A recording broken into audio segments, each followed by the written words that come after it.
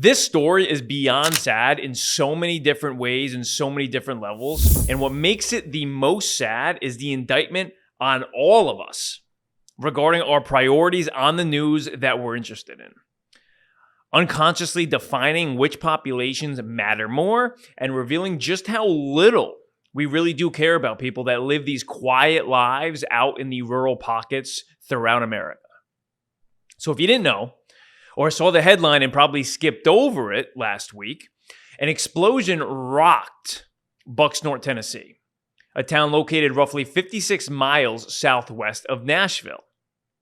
The explosion happened at a Tennessee ammo factory called the Accurate Energetic Systems Facility, killing all 16 people in the powerful blast.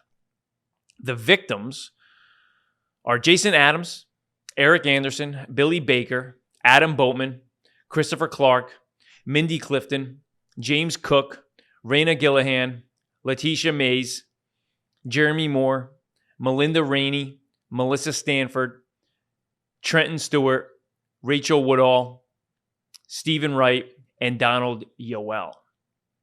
The facility is privately owned and crafts highly explosive products for the military and industrial companies. These victims were the workers working in the complex while it exploded, and we can only imagine that they died instantaneously. Just last month, the U.S. Department of War granted the company a $120 million contract for procuring TNT. So there's a really dangerous spot to work at. And there's probably a reason why this facility was built in the middle of nowhere. There was probably some back thoughts as to, this possibly could happen. Initial reports had 18 people killed in the blast, but 2 people who were expected to also be at the plant at the time of the explosion, by mere circumstantial luck, were not there and were located alive after the explosion. And they previously thought that these 2 people were part of the victims in the explosion just because their cars were found in the parking lot. So it was very easy to think that they were probably inside. The blast originally happened on October 10th at around 7:45 in the morning and encompassed the entire building. Wiping the entire building off the face of the map if you look at these before and after photos from satellite images, if you're watching this on YouTube right now. The explosion is under investigation, but from looking at these photos, I find it nearly impossible to find any evidence that is substantial enough to thwart a definitive conclusion on this. Because, there is nothing left here. The explosion was so large that it shook houses 10 miles down the road. Now, what was extremely saddening about this story is the tragedy itself, obviously, just horrific. You go to work on a Friday, you got plans for that weekend. You clock in early. You're there already at 7:45 in the morning. I got to think that their shifts probably started at 7 a.m. You wake up, shower, breakfast, go into work. Quick day on a Friday. Maybe you got happy hour plans, and then, it all comes down. The story is a tragedy on that part, but it's also this whole process is realizing some brutal truths here. This happened in a town called Bucksnort, which is obviously a very unknown rural entity, and so unknown that it's actually an unincorporated community, meaning it relies on the county's sheriff's department for emergency responses, a symptom of being such a small municipality. The town isn't even a census-designated place, so there is no public data regarding its demographics because it's not collected.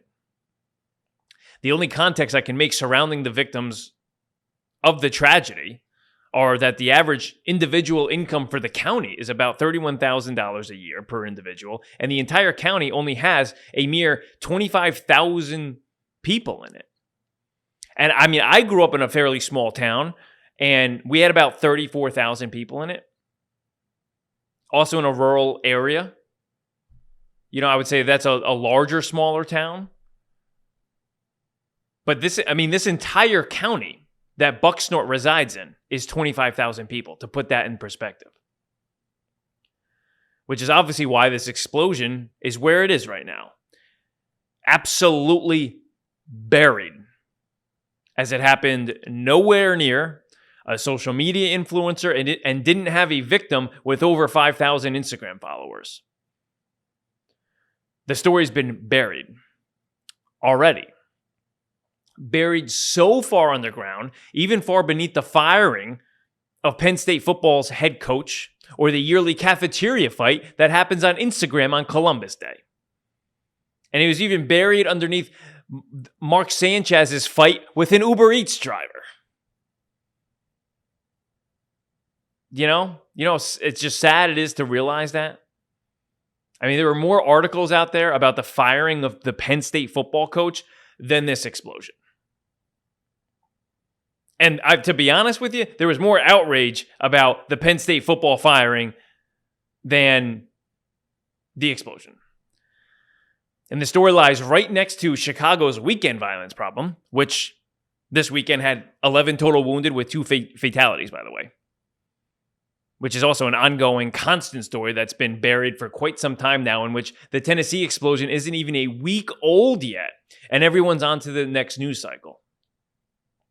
By Columbus Day, 3 days after the explosion, CBS News was the only outlet to still have the story showing on their website's main page. An explosion where the cause, investigators say, may not be known for weeks or even months. It's also likely that it wasn't just one blast, and that an initial blast could have happened in the facility, which then triggered a surge of other smaller explosions at the same time, and which the size of the explosion, investigators are saying that important debris for determining the cause could be as small as a dime and could be located miles away because of the blast. The leading body in the investigation effort, though, is the ATF's National Response Team, a rapid response group whose responsibility is to respond to the nation's highest profile bombings, explosions, and arsons throughout the country, which included the attacks on 9/11 and the infamous 1995 Oklahoma City bombing done by Timothy McVeigh. And that investigation with the Oklahoma City bombing is probably very similar to this one, because this investigation, the investigators are saying, is going to take some time. It really is, because they said that it's not safe. There's so many explosives that may have been undetonated throughout that they have to go like inch by inch and minute by minute before even looking for evidence, just to make sure it's safe first, which is going to take a lot of time. And the Oklahoma City bombing was, there's a similarity there, because in the Oklahoma City bombing, if you remember, there was the initial blast, and it was in the federal building. So there were some law enforcement offices in the federal building that was bombed. So when rescuers went in the chaotic scene, they did find what they thought was like bomb-making material. But it was just equipment. It was law enforcement equipment that was there in the office. It was the law enforcement's own equipment. So when they responded, they actually left. They said that there might be another bomb in the building. Everyone has to evacuate. So all of the emergency responders who initially went in actually left midway through. And they actually left, because of that, victims who were still alive in the bombing and that were buried under rubble, which was just, painstaking to do. Eventually, it was clear, because they confirmed that was equipment for the office building and that it wasn't a bomb and there was no threat. So then they went back in. But I could see some of the similarities here where there's still, or maybe not an active threat, but a perceived active threat that they can't move forward before they clear it out, which, I mean, really there is no point in this case to rush anything because there are clearly no survivors, and I would probably find it a horrible task to do, which would be trying to find the victims in this.